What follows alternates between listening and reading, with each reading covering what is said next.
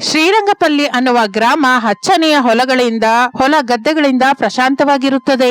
ಆದರೆ ಪ್ರಸಾದ್ ಅವರ ಮನೆಯಲ್ಲಿ ಮಾತ್ರ ಕರೆಂಟ್ ಬಿಲ್ಲು ಹೋದ ತಿಂಗಳಿಗಿಂತ ಈ ತಿಂಗಳು ಹೆಚ್ಚಾಗಿ ಬಂದಿರುವುದು ದೊಡ್ಡ ಚರ್ಚೆಗೆ ದಾರಿ ಕೊಡುತ್ತದೆ. ಇದಕ್ಕೆ ಕಾರಣ ಆ ಮನೆಯ 2ನೇ ಸೊಸೆ ಅವನಿ, 3ನೇ ಸೊಸೆ ಅಂಜಲಿ. ಇವರಿಬ್ಬರಿಗೆ ಪ್ರಪಂಚದಲ್ಲಿ ಯಾವ ವಾರ್ತೆ ಕೇಳಿದ್ರೂ ಭಯವಿಲ್ಲ ಹೊರತು ಕರೆಂಟ್ ರೀಡಿಂಗ್ ಹೆಚ್ಚಾಗಿದೆ ಅಂತ ತಿಳಿದ್ರೆ ಮಾತ್ರ ಎದೆ ನಿಂತು ಹೋಗುತ್ತೆ. ಅನಾಮಿಕ ಎಷ್ಟು ಸಲ ಹೇಳಿದ್ರು ಅವರ ಜಿಪುಣತನ ಹಿಡಿತಕ್ಕೆ ಬರ್ತಾ ಇರ್ಲಿಲ್ಲ. ನೋಡಿದ್ಯಾ ಅಂಜಲಿ, ಹೋದ ತಿಂಗಳಿಗೂ ಈ ತಿಂಗಳಿಗೂ 50 ಯೂನಿಟ್ ಬದಲಾವಣೆ ಬಂದಿದೆ. ಅಂದ್ರೆ ಈ ತಿಂಗಳು ನಾವು ಕರೆಂಟ್ ಬಿಲ್ 200 ರೂಪಾಯಿ ಹೆಚ್ಚಾಗಿದೆ ಅನ್ನೋ ಮಾತು. ನಾವು AC ಉಪಯೋಗಿಸಲ್ಲ, ಗೀಸರ್ ಉಪಯೋಗಿಸಲ್ಲ, ಕೇವಲ ಫ್ಯಾನ್ಗೆ ಇಷ್ಟು ಬಿಲ್ ಬರೋದೇನು? ಹೌದು ಅಕ್ಕ, ನಾನು ಕೂಡ ಲೆಕ್ಕ ಹಾಕಿದೆ. ರಾತ್ರಿ ಹೊತ್ತು ನಾವು ಮನೆಯಲ್ಲಿ 5 ಫ್ಯಾನ್ ತಿರುಗ್ತಾ ಇರುತ್ತೆ. ಒಂದೊಂದು ಫ್ಯಾನ್ ಗಂಟೆಗೆ ಇಷ್ಟು ವ್ಯಾಟ್ಸ್ ಹಾಕೊಂಡ್ರೆ ಬೆಳಗಾಗುವ ಹೊತ್ತಿಗೆ ನಮ್ಮ ಜೇಬಿಗೆ ಕನ್ನ ಬೀಳುತ್ತೆ. ಆ ಫ್ಯಾನ್ ತಿರುಗುತ್ತಿರುವ ಶಬ್ದ ಕೇಳ್ತಾ ಇದ್ರೆ ನನಗೆ ನಿದ್ದೆನೆ ಸರಿಯಾಗಿ ಬರ್ತಾ ಇರ್ಲಿಲ್ಲ. ಒಂದೊಂದು ಸಲ ತಿರುಗಿದಾಗ್ಲೂ 10 ಪೈಸಾ ಗಾಳಿಯಲ್ಲಿ ಕಲಿತು ಹೋದ ಹಾಗೆ ಅನ್ಸುತ್ತಕ್ಕ. ಏನ್ರೇ, ಬೆಳಿಗ್ಗೆನೆ ಕರೆಂಟ್ ಬಿಲ್ ಚರ್ಚೆ ಶುರು ಮಾಡಿದ್ದೀರಾ? ಈ ಮಜ್ಜಿಗೆ ಕುಡಿದು ಸ್ವಲ್ಪ ಶಾಂತಿಸಿ. ಏನೋ ಆ ಪೇಪರ್ ಮೇಲೆ ಏನೋ ಲೆಕ್ಕ ಬರಿತಾ ಇದ್ದೀರಾ? ಅತ್ತೆ, ಇದು ಕೇವಲ ಕಾಗದ ಅಲ್ಲ, ನಮ್ಮ ಮನೆ ಎಕನಾಮಿಕ್ ಬಜೆಟ್.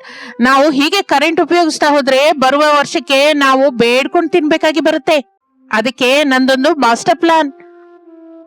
ಆಗಲೇ ಪ್ರಸಾದ್ ಅಲ್ಲಿಗೆ ಬರುತ್ತಾನೆ.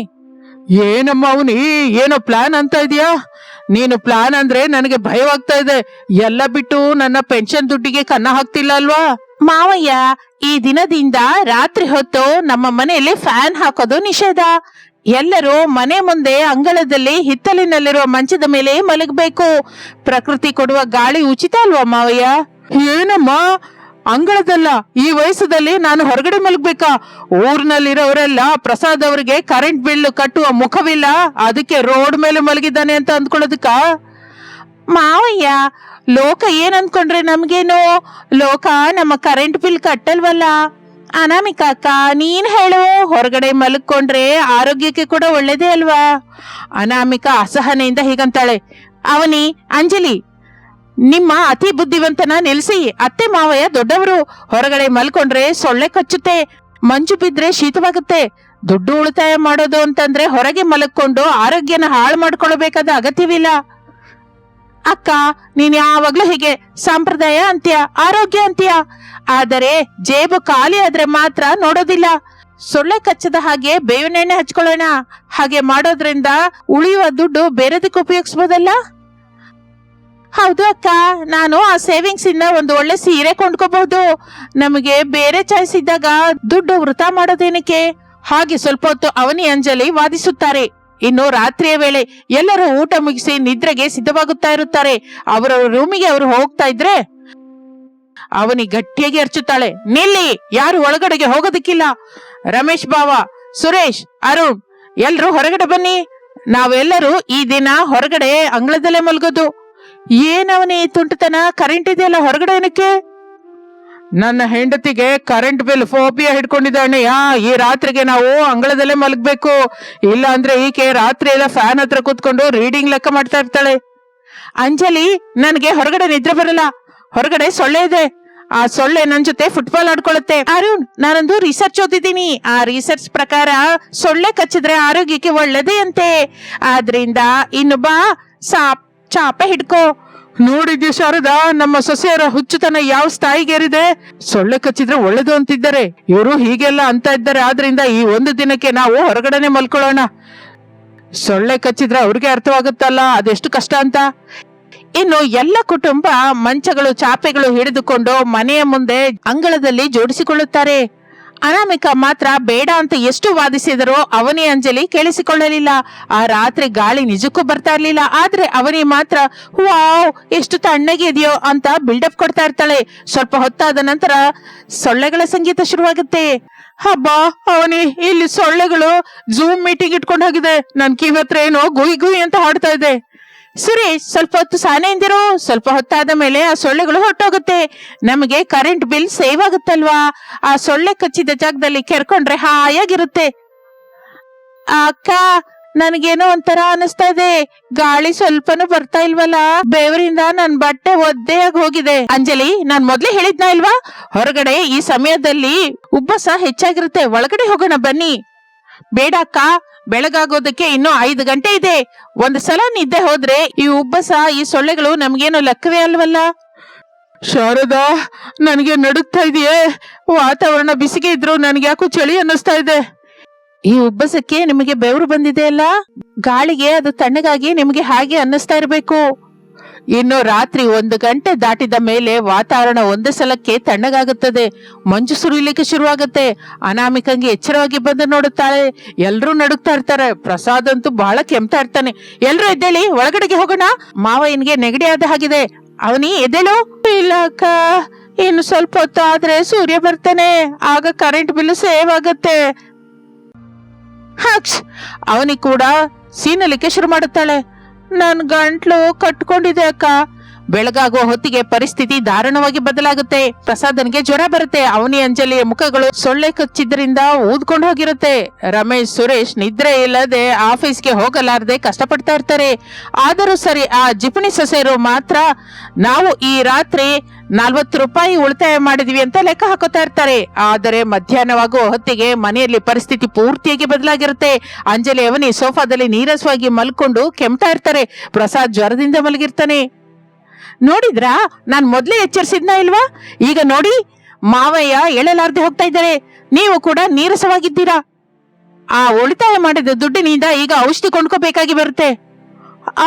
ಅದೆಲ್ಲ ಅಕ್ಕ, ವೈರಲ್ ಫೀವರ್ ಅಷ್ಟೆಲ್ಲ ಇದೆ ಅಲ್ಲ, ನಾವು ಹೊರಗಡೆ ಮಲ್ಕೊಂಡಿದ್ದಕ್ಕೆ ಬಂದಿದೆ ಅಂತ ನೀನ್ ಹೇಗೆ ಹೇಳ್ತೀಯಾ?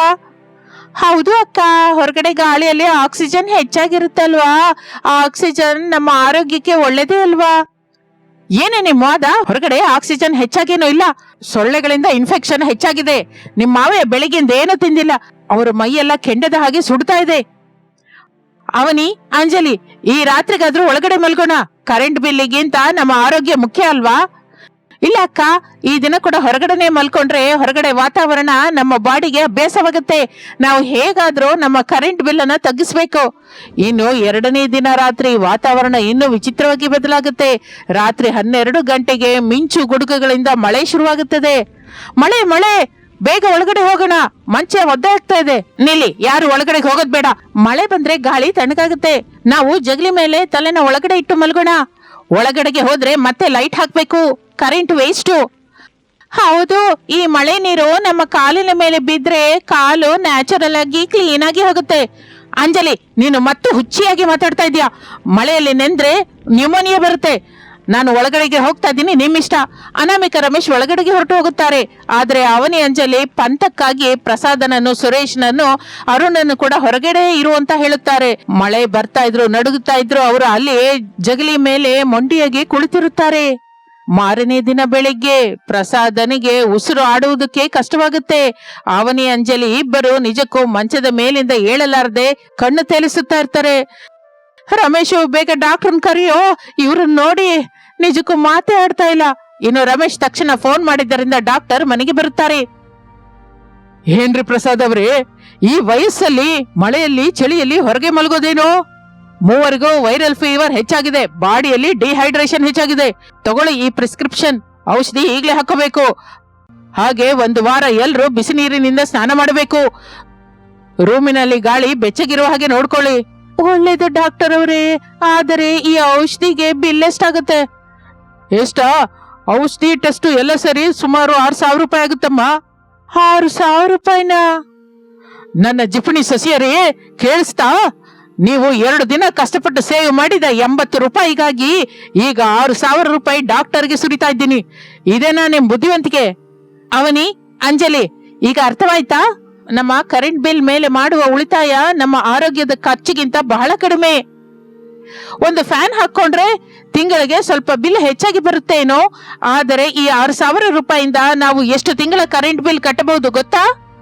ನಿಮ್ಮ ಲೆಕ್ಕದ ಹುಚ್ಚಿನಿಂದ ಈಗ ಎಲ್ರಿಗೂ ರೋಗ ತರಿಸಿದ್ದೀರಾ. ಸಾರಿ ಅಕ್ಕ, ನಾವು ಕೇವಲ ನಂಬರನ್ನೇ ನೋಡಿದ್ವಿ, ಮನುಷ್ಯರನ್ನೇ ನೋಡಿಲ್ಲ. ಕರೆಂಟ್ ಬಿಲ್ ಕಡಿಮೆ ಮಾಡ್ಬೇಕು ಅಂತ ಎಲ್ರಿಗೂ ಕಷ್ಟ ಕೊಟ್ವಿ. ಹೌದು ಅಕ್ಕ, ನನಗೀಗ 6,000 ರೂಪಾಯಿ ಬಿಲ್ಲು ಕಣ್ಣ ಮುಂದೆ ಕಾಣಿಸ್ತಾ ಇದೆ. ಮೈಯೆಲ್ಲ ನೋವು ಆಗ್ತಾ ಇದೆ. ಇನ್ನು ಮೇಲಿಂದ ನಾವು ಇಂಥ ಕೆಲಸ ಮಾಡಲ್ಲ. ಈಗಲಾದ್ರೂ ಬುದ್ಧಿ ಬಂತು, ಸಂತೋಷ. ಅನಾಮಿಕಾ, ಡಾಕ್ಟರ್ ಹೇಳಿದ ಹಾಗೆ ಔಷಧಿಯನ್ನು ತಗೊಂಬಮ್ಮ. ಸರಿ ಅತ್ತೆ. ಅವನಿ, ಅಂಜಲಿ, ನಾನು ಮೊದ್ಲೇ ಹೇಳಿದ್ದೆ ಅಲ್ಲ, ಆರೋಗ್ಯಕ್ಕಿಂತ ದೊಡ್ಡ ಸಂಪತ್ತು ಏನೂ ಇಲ್ಲ ಅಂತ. ಇನ್ನು ಅನಾಮಿಕಾ ಅವರೆಲ್ಲರಿಗೂ ಸೇವೆ ಮಾಡುತ್ತಾಳೆ. ಸಮಯಕ್ಕೆ ಸರಿಯಾಗಿ ಒಳ್ಳೆಯ ಆಹಾರ ಕೊಡುವುದು, ಔಷಧಿ ಕೊಡುವುದರಿಂದ ಅವರೆಲ್ಲರೂ ಚೇತರಿಸಿಕೊಳ್ಳುತ್ತಾರೆ. ಅವನಿ, ಅಂಜಲಿ ತಮ್ಮ ಜಿಪುಣತನವನ್ನು ಕಡಿಮೆ ಮಾಡಿಕೋತಾರೆ. ಆದರೆ ಆ ಅಭ್ಯಾಸ ಅಷ್ಟು ಬೇಗ ಹೋಗಲ್ವಲ್ಲ. ಒಂದು ವಾರದ ನಂತರ ರಾತ್ರಿ ಹೊತ್ತು ಎಲ್ಲರೂ ತಮ್ಮ ತಮ್ಮ ರೂಮಿನಲ್ಲಿ ಫ್ಯಾನ್ ಹಾಕೊಂಡು ಪ್ರಶಾಂತವಾಗಿ ನಿದ್ರೆ ಹೋಗ್ತಾ ಇರ್ತಾರೆ. ಅವನಿ ಮೆಲ್ಲಗೆ ಅಂಜಲಿ ಹತ್ರ ಹೋಗ್ತಾಳೆ. ಅಂಜಲಿ, ನಿದ್ರೆ ಮಾಡ್ತಾ ಇದ್ಯಾ? ಇಲ್ಲ ಅಕ್ಕ, ಹೇಳು. ಏನು, ಮತ್ತೆ ನಾವು ಜಗಲಿ ಮೇಲಕ್ ಹೋಗ್ಬೇಕಾ? ಅಮ್ಮೋ, ಬೇಡ ಅಕ್ಕ. ಜಗಲಿ ಬೇಡ ಹೊರತು ನನ್ಗೊಂದು ಐಡಿಯಾ ಬಂತೆ. ನಾವು ಫ್ಯಾನ್ ಅನ್ನ 5 ಸ್ಪೀಡಲ್ಲಿ ಇಡ್ತಾ ಇದೀವಲ್ಲ, ಅದನ್ನೇ 1ರಲ್ಲಿ ಇಟ್ರೆ ಸ್ವಲ್ಪ ಕರೆಂಟ್ ಉಳಿತಾಯವಾಗುತ್ತಲ್ಲ. ಅಕ್ಕ, ನೀನು ನಿಜಕ್ಕೂ ಬದ್ಲಾಗಲ್ಲ. ಆದ್ರೆ ಆ 1ರಲ್ಲಿ ಇಟ್ರೆ ಆ ಬಿಸಿ ಬೇಗೆಗೆ ಜ್ವರ ಬಂದು ಮತ್ತೆ 5,000 ಖರ್ಚಾಗತ್ತೆ. ಅದಕ್ಕಿಂತ ಫ್ಯಾನ್ ಸ್ಪೀಡ್ ಅನ್ನ 5ರಲ್ಲೇ ಇಟ್ಟು ಹಾಯಾಗಿ ಮಲ್ಕೊಳ್ಳೋಣ. ಅನಾಮಿಕಾ ಹೊರಗಿನಿಂದ ಇವರಿಬ್ಬರ ಮಾತನ್ನು ಕೇಳ್ತಾ, ಅವನಿ, ಅಂಜಲಿ, ಇನ್ನು ನಿದ್ದೆ ಮಾಡಿಲ್ವಾ? ಮತ್ತೆ ಯಾವ ರೀಡಿಂಗ್ ಲೆಕ್ಕ ಮಾಡ್ತಾ ಇದ್ದೀರಾ? ಹಾ, ಏನಿಲ್ಲ ಅಕ್ಕ, ಮಲಗ್ತಾ ಇದೀವಿ, ಗುಡ್ ನೈಟ್. ಆ ದಿನದಿಂದ ಪ್ರಸಾದನ ಮನೆಯಲ್ಲಿ ಕರೆಂಟ್ ಬಿಲ್ ಭಯ ಹೋಗಿ ನಗುವಿನ ಬೆಳಕು ತುಂಬುತ್ತದೆ. ಇದು ಇಂದಿನ ಕತೆ. ಮತ್ತೊಂದು ಆಸಕ್ತಿಕರ ಕತೆ ಜೊತೆ ಮತ್ತೆ ಸೇರೋಣ. ಅಲ್ಲಿವರೆಗೂ ವಿರಾಮ. ನಮಸ್ತೆ. ರಾಮಾಪುರದಲ್ಲಿ ಪ್ರಸಾದ್ ಶಾರದ ದಂಪತಿಗಳಿರ್ತಾ ಇದ್ರು. ಅವರಿಗೆ 3 ಮಕ್ಕಳು, 3 ಸೊಸೆಯಂದಿರು.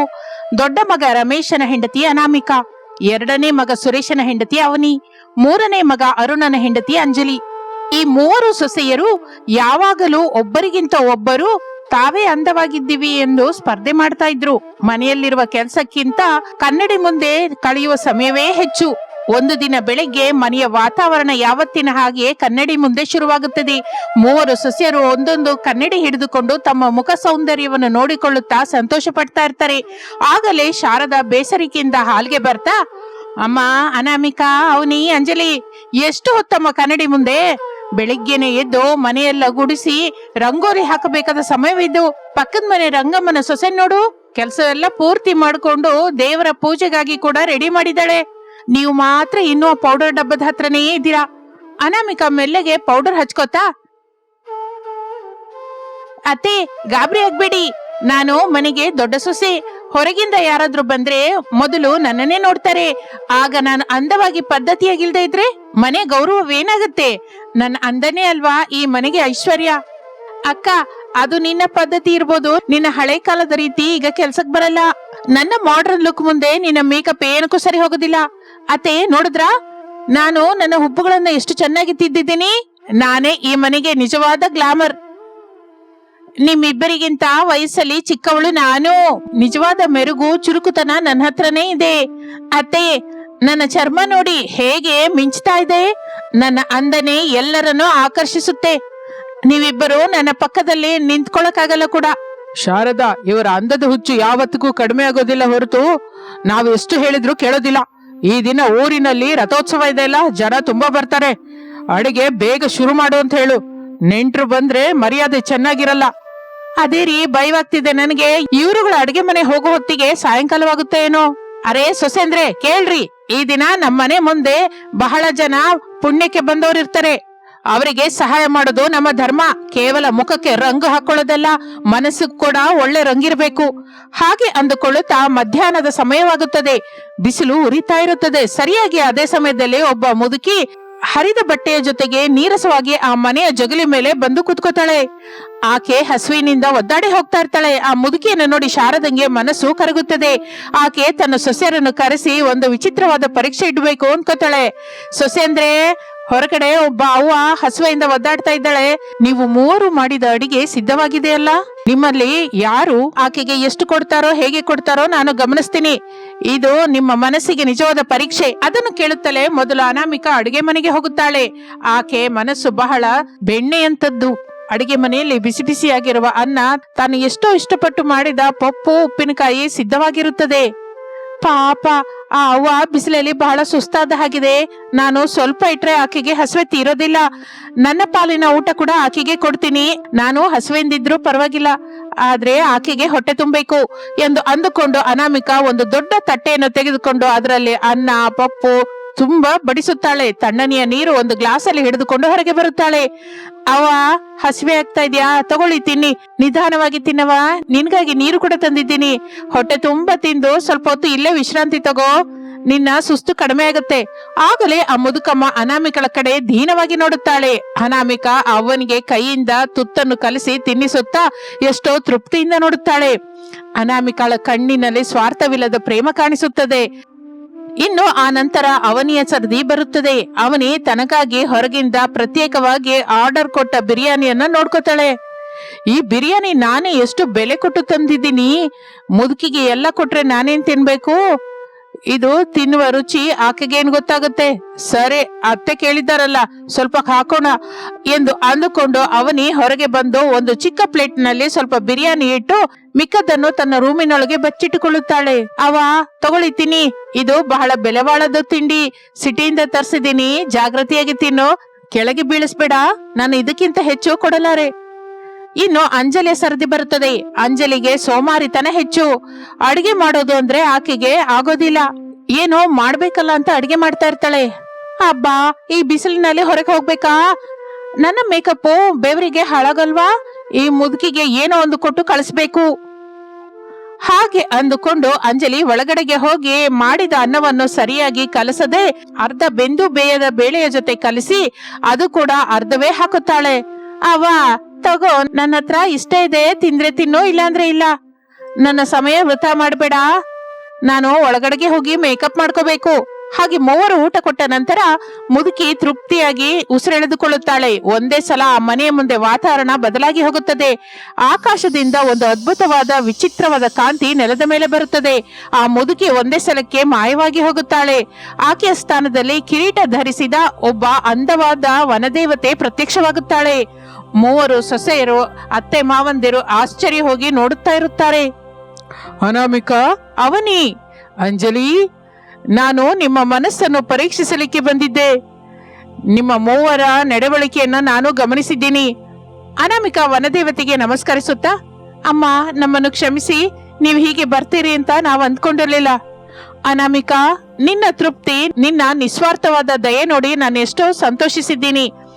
ನೀನು ನಿನ್ನ ಹಸುವೆಯನ್ನು ಕೂಡ ಲೆಕ್ಕ ಮಾಡದೆ ಆ ಅವ್ವನ ಹಸುವೆಯನ್ನು ತೀರಿಸಿದ್ದೀಯ. ಅದಕ್ಕೆ ನಿನಗೆ ಬಂಗಾರದ ಮಾಯಾ ಮೇಕಪ್ ಬಾಕ್ಸ್ ಕೊಡ್ತಾ ಇದ್ದೀನಿ. ಇದನ್ನ ನೀನು ಒಂದೇ ಸಲ ಉಪಯೋಗಿಸಿದರೆ ಯಾವತ್ತಿಗೂ ನಿತ್ಯ ಯೌವನದಿಂದ ಅದ್ಭುತವಾದ ತೇಜಸ್ಸಿನಿಂದ ಮಿಂಚುತ್ತಾ ಇರ್ತೀಯ. ನಿನ್ನ ಅಂದ ಯಾವತ್ತಿಗೂ ಬಾಡಿ ಹೋಗುವುದಿಲ್ಲ. ಹಾಗೆ ಎಂದು ವನದೇವತೆ ಅನಾಮಿಕಳ ಕೈಗೆ ಒಂದು ದಗದಗ ಮಿಂಚುವ ಬಂಗಾರದ ಪೆಟ್ಟಿಗೆಯನ್ನು ಕೊಡುತ್ತಾಳೆ. ಅನಾಮಿಕಳ ಕಣ್ಣುಗಳು ಮಿಂಚುತ್ತದೆ. ಅವನಿ, ನೀನು ಸಹಾಯ ಮಾಡಿದೆ, ಆದರೆ ನಿನ್ನ ಮನಸ್ಸಲ್ಲಿ ಸ್ವಾರ್ಥವಿದೆ. ಇದ್ದದ್ದೆಲ್ಲ ಕೊಡದೆ ಎತ್ತಿಟ್ಟುಕೊಂಡೆ. ಅದಕ್ಕೆ ನಿನಗೆ ಈ ಬೆಳ್ಳಿಯ ಮೇಕಪ್ ಬಾಕ್ಸ್ ಕೊಡ್ತಾ ಇದ್ದೀನಿ. ಇದು ನಿನಗೆ ಅಂದವನ್ನು ಕೊಡುತ್ತದೆ. ಆದ್ರೆ ನೀನು ಗರ್ವ ಪಟ್ಟಾಗೆಲ್ಲ ಆ ಅಂದ ಸ್ವಲ್ಪ ಕಡಿಮೆ ಆಗ್ತಾ ಇರುತ್ತೆ. ಅದನ್ನು ಕೇಳುತ್ತಲೇ ಅವನಿ ನಾಚಿಕೆಯಿಂದ ತಲೆ ತಗ್ಗಿಸಿಕೊಂಡು ಆ ಸಿಲ್ವರ್ ಬಾಕ್ಸ್ ತೆಗೆದುಕೊಳ್ಳುತ್ತಾಳೆ. ಅಂಜಲಿ, ನೀನೇನೋ ಮಾಡ್ಬೇಕು ಅಂತ ಮಾಡಿದ್ದೀಯಾ. ನೀನು ಇತರರ ಹಸುವೆಗಿಂತ ನಿನ್ನ ಮೇಕಪ್ ಮೇಲೆ ನಿನಗೆ ಧ್ಯಾನ ಹೆಚ್ಚಾಗಿದೆ. ಅದಕ್ಕೆ ನಿನಗೆ ಈ ಬ್ರಾನ್ಸ್ ಮೇಕಪ್ ಬಾಕ್ಸ್ ಕೊಡ್ತಾ ಇದ್ದೀನಿ. ಇದರ ಜೊತೆ ನಿನಗೆ ಸಾಮಾನ್ಯವಾದ ಅಂದ ಬರುತ್ತೆ. ಹಾಗೆ ಹೇಳಿ ವನದೇವತೆ ಅಂತರ್ಧಾನವಾಗುತ್ತಾಳೆ. ಆ 3 ಪೆಟ್ಟಿಗೆಗಳು ಈಗ ಅವರ ಕೈಯಲ್ಲಿರುತ್ತದೆ. ಮನೆಯಲ್ಲಿ ಎಲ್ಲರೂ ನಿಶ್ಶಬ್ದವಾಗಿರುತ್ತಾರೆ. ರಮೇಶ್ ಅನಾಮಿಕಳನ್ನು ನೋಡುತ್ತಾ, ಅನಾಮಿಕಾ, ನಿನಗೆ ಬಂದ ಗೌರವ ನಿನ್ನ ಮನಸ್ಸಿಗೆ ಸಿಕ್ಕಿದೆ. ಆ ಬಂಗಾರದ ಪೆಟ್ಟಿಗೆ ನಿನ್ನ ಒಳ್ಳೆತನಕ್ಕೆ ಗುರುತು. ಏನು ರಮೇಶ್, ನಾನು ಕೇವಲ ಆ ಅವ್ವನ ಹಸಿವೆ ನೋಡಿದೆ. ಸಹಾಯ ಮಾಡುವುದರಲ್ಲಿರುವ ಆನಂದದ ಮುಂದೆ ಈ ಪೆಟ್ಟಿಗೆ ಚಿಕ್ಕದು. ಹಾಗನ್ನುತ್ತಾ ಅನಾಮಿಕಾ ತನ್ನ ಬಂಗಾರದ ಪೆಟ್ಟಿಗೆಯನ್ನು ಮೆಲ್ಲಗೆ ತೆಗೆಯುತ್ತಾಳೆ. ಅದರೊಳಗಿಂದ ಒಂದು ಅದ್ಭುತವಾದ ದಿವ್ಯ ಸುವಾಸನೆ ಮನೆಯೆಲ್ಲ ವ್ಯಾಪಿಸುತ್ತದೆ. ಆ ಪೆಟ್ಟಿಗೆಯಲ್ಲಿರುವ ಲೇಪನವನ್ನು ಸ್ವಲ್ಪ ಹಚ್ಚಿಕೊಳ್ಳುತ್ತಲೇ ಅನಾಮಿಕಾ ಮುಖ ಒಂದೇ ಸಲಕ್ಕೆ ದೇವಕನ್ಯೆ ಹಾಗೆ ಬದಲಾಗಿ ಹೋಗುತ್ತಾಳೆ. ಆ ಮೆರುಗು ನೋಡಿ ಅವನಿ, ಅಂಜಲಿ ಆಶ್ಚರ್ಯ ಹೋಗುತ್ತಾರೆ. ಅವನಿ ಸಿಲ್ವರ್ ಬಾಕ್ಸ್ ಕಡೆ ನೋಡುತ್ತಾ, ನನ್ ಪೆಟ್ಟಿಗೆ ಕೂಡ ಮಿಂಚುತ್ತಾ ಇದೆ. ಆದ್ರೆ ಅನಾಮಿಕಾ ಅಕ್ಕಳ ಮುಖದಲ್ಲಿರುವ ಆ ಪ್ರಶಾಂತತೆ, ಆ ತೇಜಸ್ಸು ನನ್ನಲ್ಲಿಲ್ಲ. ಸುರೇಶ್, ನಾನು ತಪ್ಪು ಮಾಡಿದೆ ಅಲ್ವಾ? ಹೌದು ಅವನಿ, ಸಹಾಯ ಮಾಡೋದ್ರಲ್ಲಿ ಕೂಡ ಲೆಕ್ಕ ನುಡಿದ್ಯಾ. ಇನ್ನು ಮೇಲಾದ್ರೂ ಆ ಬೆಳ್ಳಿ ಪೆಟ್ಟಿಗೆಯಿಂದ ಬರುವ ಅಂದವನ್ನು ನೋಡಿ ಗರ್ವ ಪಡದೆ ಒಳ್ಳೆ ಮನಸ್ಸಿನಿಂದ ಇರು. ಅಂಜಲಿ ಅರುಣ್ ಕಡೆ ನೋಡುತ್ತಾ, ನನ್ನ ಬ್ರಾಂಚ್ ಪೆಟ್ಟಿಗೆ ಏನೋ ಹೀಗಿದೆ ಅರುಣ್, ನನಗೆ ತುಂಬಾ ದುಃಖವೆನ್ಸುತ್ತೆ. ನಾನೇ ಎಲ್ಲರಿಗಿಂತ ಅಂದವಾಗಿರ್ಬೇಕು ಅಂದ್ಕೊಂಡೆ, ಆದರೆ ಈಗ ನಾನು ಎಲ್ಲರಿಗಿಂತ ಕಡಿಮೆ ಅಂದವಾಗಿ ಕಾಣಿಸ್ತಾ ಇದ್ದೀನಿ. ಅಂಜಲಿ, ಮನಸ್ಸು ಅಂದವಾಗಿದ್ದರೆ ಮುಖ ಅಂದವಾಗಿರುತ್ತೆ. ನೀನು ಅವನಿಗೆ ಅರ್ಧ ಅನ್ನ ಹಾಕಿದ್ಯಾ, ಅದಕ್ಕೆ ನಿನಗೆ ಬ್ರಾಂಚ್ ಬಾಕ್ಸ್ ಬಂದಿದೆ. ಇನ್ನು ಮೇಲಾದ್ರೂ ನಿನ್ನ ಸೋಮಾರಿತನನ ಬಿಡು. ಇನ್ನು ದಿನ ರಾತ್ರಿ ಮೂವರು ಸೊಸೆಯರು ಸೇರಿ ಕೂತ್ಕೊಂಡಿರ್ತಾರೆ. ಅವರ ಮಧ್ಯವಿರುವ ಹಳೆ ಜಗಳಗಳು, ಸಂಶಯಗಳು ನಿಧಾನವಾಗಿ ಕರಗಿ ಹೋಗುತ್ತವೆ. ತಂಗಿಯಂದ್ರೆ ಕೇಳಿ, ಈ ಮೇಕಪ್ ಬಾಕ್ಸ್ಗಳು ನಮ್ಮನ್ನ ಒಬ್ಬರಿಗಿಂತ ಒಬ್ಬರನ್ನು ದೊಡ್ಡದಾಗಿ ತೋರಿಸೋದಕ್ಕೆ ಬಂದಿಲ್ಲ. ನಾವು ಎಲ್ಲರೂ ಸೇರಿ ಈ ಮನೆಯನ್ನು ಅಂದವಾಗಿ ಬದಲಾಯಿಸೋದಕ್ಕೆ ಬಂದಿದೆ. ನಮ್ಮ ಅಂದ ನಾವು ಮಾಡುವ ಕೆಲಸದಲ್ಲಿರುತ್ತೆ. ಅಕ್ಕ, ನಿನ್ ಮಾತು ನಿಜ. ಈ ಬಂಗಾರದ ಪೆಟ್ಟಿಗೆಯಲ್ಲಿರುವ ಆ ಅಂದದ ಹಿಂದೆ ನಿನ್ನ ತ್ಯಾಗವಿದೆ. ನಾನು ಕೂಡ ನನ್ನ ಬೆಳ್ಳಿ ಪೆಟ್ಟಿಗೆಯನ್ನು ಒಳ್ಳೆತನದಿಂದಲೇ ಉಪಯೋಗಿಸ್ತೀನಿ. ಹೌದು ಅಕ್ಕ, ನಾನು ಇನ್ಮೇಲೆದಿಂದ ಸೋಮಾರಿತನ ತೋರ್ಸಲ್ಲ. ಸಹಾಯ ಮಾಡೋದ್ರಲ್ಲಿ ಯಾವಾಗಲೂ ಮುಂದಿರ್ತೀನಿ. ಆಗಲೇ ನನ್ನ ಈ ಬ್ರಾಂಚ್ ಪೆಟ್ಟಿಗೆ ಕೂಡ ಬಂಗಾರದ ಹಾಗೆ ಮಿಂಚುತ್ತೆ. ಹಾಗೆ ಕೆಲವು ದಿನಗಳು ಕಳೆಯುತ್ತದೆ. ರಾಮಾಪುರದಲ್ಲಿ ಆ ಮನೆಯ ಹೆಸರು ಮಾರ್ದನಿಸುತ್ತಾ ಇರುತ್ತದೆ. ಮೂವರು ಸಸ್ಯರು ಈಗ ಕನ್ನಡಿ ಮುಂದಲ್ಲದೆ ಬಡವರಿಗೆ ಸಹಾಯ ಮಾಡೋದರಲ್ಲಿ ಪೈಪೋಟಿ ಪಡ್ತಾರೆ. ನೋಡಿದ್ರೆ ಪ್ರಸಾದ್, ನಮ್ಮ ಸೊಸೆಯರು ಈಗ ಎಷ್ಟು ಕಲಿತು ಬೆರೆತಿದ್ದಾರೆ. ಆ ಮಾಯಾ ಮೇಕಪ್ ಬಾಕ್ಸ್ಗಳು ಕೇವಲ ಅವರ ಮುಖನಲ್ಲ, ಅವರ ಜೀವನವನ್ನೇ ಬದಲಾಯಿಸಿದೆ. ಹೌದು ಶಾರದಾ, ನಿಜವಾದ ಮೇಕಪ್ ಅನ್ನುವುದು ನಮ್ಮ ಕ್ಯಾರೆಕ್ಟರೇ. ಆ ದೇವತೆ ಕೊಟ್ಟ ವರಗಳು ಈಗ ಈ ಮನೆಗೆ ಮಹಾದಿಶೆ ತಂದಿದೆ. ಮೂವರು ಜೊತೆಯಾಗಿದ್ದರೆ ಆ ಮನೆ ನಂದನವನವೇ. ಒಂದು ದಿನ ಮತ್ತೆ ಒಂದು ಆಪತ್ತು ಬರುತ್ತದೆ. ಊರಲ್ಲಿ ಮಳೆ ಇಲ್ಲದೆ ಬರ ಬರುತ್ತದೆ. ಜನರು ಹಸುವೆಯಿಂದ ಒದ್ದಾಡುತ್ತಾ ಇರ್ತಾರೆ. ಅವನಿ, ಅಂಜಲಿ, ನಮ್ಮ ಹತ್ತಿರ ಇರುವ ಧಾನ್ಯವನ್ನು ಜನರಿಗಾಗಿ ಉಪಯೋಗಿಸೋಣವಾ? ನಾವು ಮೂವರು ಅನ್ನದಾನ ಮಾಡೋಣ. ತಪ್ಪದೆ ಅಕ್ಕ, ನನ್ನ ಹತ್ರ ಇರುವ ಒಡವೆಗಳನ್ನು ಕೂಡ ಮಾರಿ ಜನಕ್ಕಾಗಿ ಖರ್ಚು ಮಾಡೋಣ. ನನ್ನ ಬೆಳ್ಳಿ ಪೇಟಿಗೆ ಕೊಡುವ ಅಂದಕ್ಕಿಂತ 10 ಜನಕ್ಕೆ ಕೊಡುವ ಅನ್ನದಲ್ಲಿಯೇ ಹೆಚ್ಚು ಅಂದವಿದೆ ಅಂತ ನನಗೆ ಅರ್ಥವಾಯ್ತು. ನಾನು ಅಡ್ಗೆ ಕೆಲಸವೆಲ್ಲ ಹತ್ರ ಇದ್ದು ನೋಡ್ಕೋತೀನಿ. ಈ ಸಲ ಎಲ್ಲಿಯೂ ಕಡಿಮೆ ಆಗದ ಹಾಗೆ ತೃಪ್ತಿಯಾಗಿ ಎಲ್ಲರಿಗೂ ಮಾಡಿಕೊಡೋಣ. ಹಾಗೆ ಮೂವರು ಸೊಸೆಯರು ಸೇರಿ ಊರಿನ ಜನರೆಲ್ಲರಿಗೆ ಊಟ ಹಾಕುತ್ತಾರೆ. ಅವರ ಸೇವೆಯನ್ನು ನೋಡಿ ಊರಿನ ಜನರು ಸಂತೋಷ ಪಡುತ್ತಾರೆ. ಅವರೆಲ್ಲರೂ ಮೂವರು ಸೊಸೆಯಂದರನ್ನು ಗಾಮಲಕ್ಷ್ಮಿ ಅಂತ ಕರೆಯಲಿಕ್ಕೆ ಶುರು ಮಾಡುತ್ತಾರೆ. ಆ ಮಾಯಾ ಪೆಟ್ಟಿಗೆಗಳು ಈಗ ಸಾಮಾನ್ಯವಾದ ಪೆಟ್ಟಿಗೆಯಾಗಿ ಬದಲಾಗುತ್ತದೆ. ಏಕೆಂದರೆ ಆ ಮೇಕಪ್ ಬಾಕ್ಸ್ಗಳು ಕೊಡಬೇಕಾದ ಮಾಯಾಜಾಲಕ್ಕಿಂತ ದೊಡ್ಡದಾದ ಪ್ರೇಮ ಅವರ ಮನಸ್ಸಲ್ಲಿ ತುಂಬಿರುತ್ತದೆ. ಹಾಗೆ ಮೂವರು ಸೊಸೆಯರು, ಮಕ್ಕಳು, ಅತ್ತೆ ಮಾವಂದಿರು ಎಲ್ಲರೂ ಸಂತೋಷದಿಂದ ಹಬ್ಬ ಮಾಡ್ಕೋತಾರೆ. ರಾಮಾಪುರದಲ್ಲಿ ಆ ಮನೆ ಒಂದು ಆದರ್ಶವಂತವಾದ ಕುಟುಂಬವಾಗಿ ನಿಂತು ಹೋಗುತ್ತದೆ. ಇದು ಇಂದಿನ ಕತೆ. ಮತ್ತೊಂದು ಆಸಕ್ತಿಕರ ಕತೆ ಜೊತೆ ಮತ್ತೆ ಸೇರೋಣ. ನಮಸ್ತೆ.